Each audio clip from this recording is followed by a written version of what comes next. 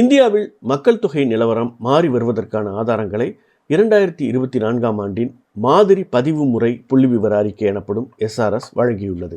2024ஆம் ஆண்டின் SRS அறிக்கையில் உள்ள புள்ளி விவரங்கள் மறுக்க முடியாத சில ஆதாரங்களை வழங்குகின்றன. அதாவது வீழ்ச்சியடைந்து வரும் கருவுறுதல் விகிதம், குறைந்த பிறப்பு விகிதம் ஆகியவை இந்தியாவின் மக்கள் தொகை வளர்ச்சியின் வேகம் கணிசமாக குறைந்து வருவதை சுட்டிக்காட்டுகின்றன. நாட்டின் மக்கள் தொகை வளர்ச்சி குறைந்தபட்சம் இன்னும் 30 ஆண்டுகள் நீடிக்கும் என்று வல்லுநர்கள் கணித்தாலும் சரிந்து வரும் கருவுறுதல் விகிதம் நிச்சயமாக சற்று நிதானித்து சிந்திப்பதற்கும் எதிர்கால திட்டமிடலுக்கும் வழிவகை செய்கிறது. இதன் மூலம் பல நாடுகள் சமாளிக்க திணறி வரும் ஒரு நெருக்கடியை இந்தியா முறியடிக்க முடியும். இந்தியாவின் மொத்த கருவுறுதல் விகிதம் மக்கள் தொகையை அதே அளவில் நீடிக்கச் செய்வதற்கான 2.1 விட குறைந்து 1.9 வீழ்ச்சியடைந்துள்ளது. குறைந்து வரும் பிறப்பு விகிதம்தான் இதற்கு முக்கிய காரணம். சமீபத்திய SRS தரவுகளின்படி இந்தியாவின் பிறப்பு விகிதம் 2014ஆம் ஆண்டில் 21 இருந்தது. 2024ஆம் ஆண்டில் இது 18.3 குறைந்துள்ளது.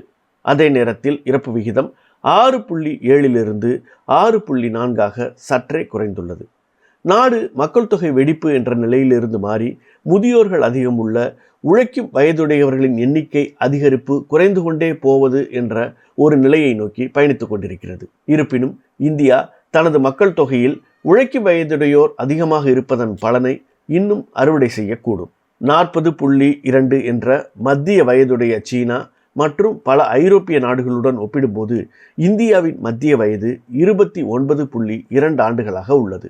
2026ஆம் ஆண்டில் இந்தியாவில் 15 முதல் 29 வயதுக்குட்பட்ட இளைஞர்கள் சுமார் 370 மில்லியன் முதல் 380 மில்லியன் பேர் வரை உள்ளனர். இது நாட்டின் மக்கள் தொகையில் தோராயமாக 27% இருக்கிறது. மேலும் இந்தியாவின் 35 வயதுக்குட்பட்ட மக்கள் தொகை மொத்த மக்கள் தொகையில் 65% அதிகமாக இருக்கும் என்று மதிப்பீடுகள் தெரிவிக்கின்றன. இது உலகிலேயே மிக இளமையான மக்கள் குழுக்களில் ஒன்றாக இந்தியாவை மாற்றுகிறது. மக்கள் தொகையியல் அடிப்படையில் பிறப்பு விகிதம் குறைவது என்பது கருவுறுதல் திறன் குறைவதை பிரதிபலிக்கிறது.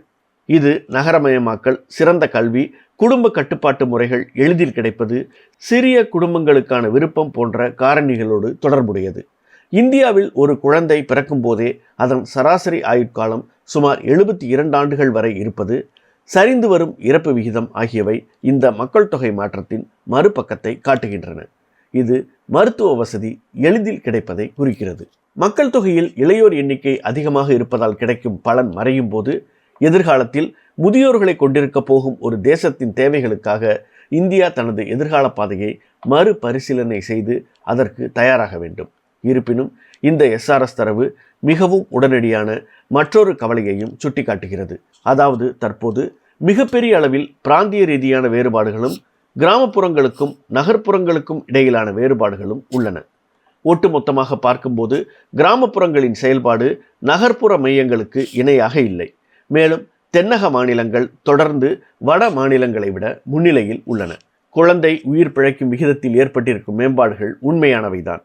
இப்போது இந்தியாவில் சிசு இறப்பு விகிதம் 24 குறைந்துள்ளது. ஆனால் வடக்கில் அதிக சுமை கொண்ட மாநிலங்கள் இன்னும் மிக அதிக குழந்தை இறப்பு விகிதத்தை கொண்டுள்ளன. பின்தங்கியுள்ள மாநிலங்களுக்கும் பகுதிகளுக்கும் தேசிய அளவிலான ஒரு சமநிலையை உருவாக்க மருத்துவ வசதிகள் எளிதில் கிடைக்கச் செய்தல், விழிப்புணர்வு, கல்வி வசதிகள் போன்ற துல்லியமான தலையீடுகளும் திட்டங்களும் தேவைப்படும்.